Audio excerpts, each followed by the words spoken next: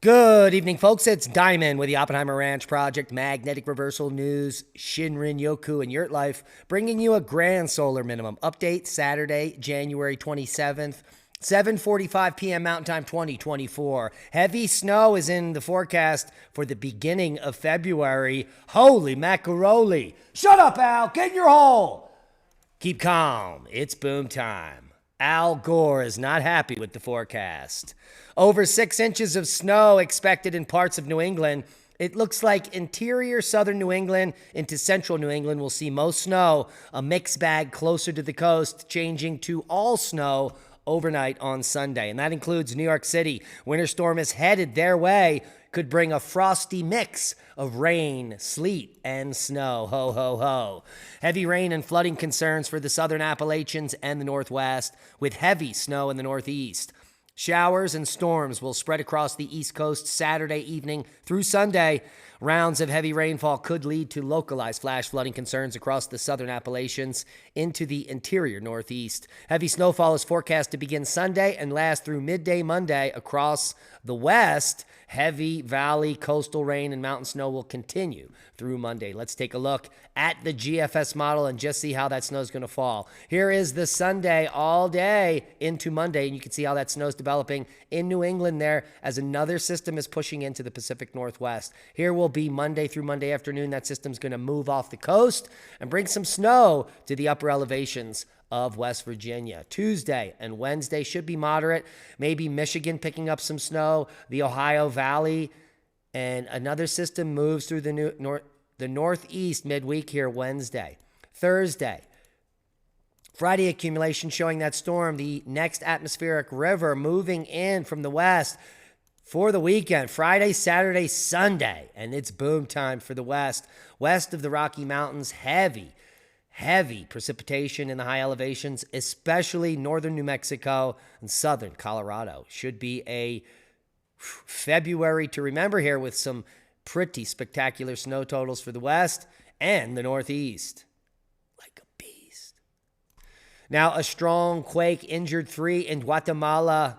A 6.1 magnitude earthquake hit southern Guatemala, injuring 3 people and causing minor damage, according to officials. This could be our coronal hole quake, and hopefully the only one for the set. Overall, moderate uptick in earthquakes. Interesting rumbler on the tip of Greenland, probably an ice quake due to heavy accumulations of ice there. And a 3.5 in Louisiana. How do you like them apples? Pretty rare quake kicking off there. We're keeping a close eye on the Reykjanes Peninsula as the surface in Grindavik is looking dicey. We're going to get to an article in just a moment. Seismicity, small flurry of activity over the last 24 hours has dropped off, including a large quake over 3 magnitude in a region that's been quite seismically active. The Grindavik region, moderate activity, and there is an uptick in this region in the Kreisjavik volcano system. And so we're keeping a close eye on Iceland for you as the ground below the Icelandic village. Let's get rid of some of this. Icelandic village is in danger of crack collapse, ground swelling following the volcanic eruption. The ground below the Icelandic fishing village of Grindavik is so fissured and unstable following the volcanic eruption earlier this month, it could collapse into what would be a caldera or a sinkhole made from the escape of lava, according to officials. So that's bad news. The people of Grindavik have been evacuated and may stay evacuated indefinitely at this point. Worldwide volcano news update. Nothing out of the ordinary to report on Popo to 23,000 feet, one of the highest puffs in weeks.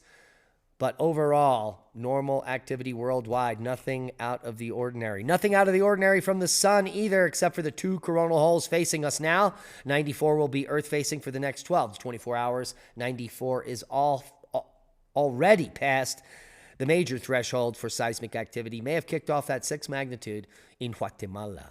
Overall, the sun has gone blank. Few departing sunspots will be leaving in a day or so, and just plages coming around the limb with maybe a tiny pinprick of a sunspot right there in our crosshairs. But for the extended time frame, no incoming space weather, low sunspot numbers and counts, and all quiet on the 3-day geomagnetic forecast. Now, an interesting paper coming out, Breaking Cosmic Speed Limits. Powerful astrophysical jet challenges existing theories. Well, can you believe it? Scientists, once again, are baffled.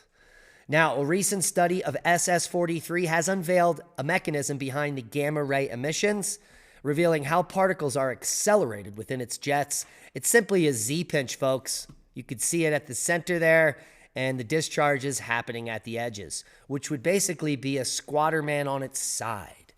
But because they don't prescribe to the electric universe model, they really don't know what they're looking at, albeit it is quite spectacular. Now, here is the region in question, and the distance is quite large. 25 parsecs is how far out that jet is going. Actually, all the way out to 75 parsecs from the source. Here's the source star, the center in the Z-pinch, and here would be the polar cusps of that Z-pinch, which is where the galactic jets in the bubble are emanating. No question whatsoever about quote-unquote microquasar SS-433. It's a star, folks, just like any other star in a Z-pinch. Now, scientists make a disturbing discovery about almost all protein sources, and there's no way to hide unless you grow your own. That's one way. A recent study on protein-rich foods, including beef, tofu, revealed microplastics in nearly 90% of the samples. And if you're buying processed proteins, like breaded shrimp or something like that, that goes up way higher. In fact, they found microplastics in 90% of the samples they tested, and estimated that an average American may consume 11,000 pieces of microplastics each year or more. And they wonder why we're all gay. Well, not me. The average monthly CO2 level at Mauna Loa continues to rise at a steady rate. And it has nothing to do with you because, well, they can't even pinpoint 5% of all CO2 produced annually to humans, which means it's not your fault. What is at play is the sun. Sunspot numbers in orange overlain with Ryan Maui's global major hurricane frequency since 1982. A direct correlation. There is no question that the sun is in control of major hurricane frequency. And then there is the new climate denial. A document coming out from the Center for Countering Digital Hate has named Oppenheimer Ranch Project the top 97 climate deniers on the entire internet. We're going to break it all down in just a minute over at Magnetic Reversal News with our latest update. The Cascadia Megathrust Earthquake and Tsunami 324th anniversary, the new climate denial, and it's the sun. So go over there and get with us and enjoy your Saturday evening. And that is a boom to knowledge. We love each and every one of you. Please hit the thumbs up and share this video as we are shadow banned and we need your help to grow. Become a Patreon, support the work we do, and watch all of our podcasts in one place, commercial free. And join us in just a minute over at Magnetic Reversal News for the second half of tonight's boom. Meow, meow.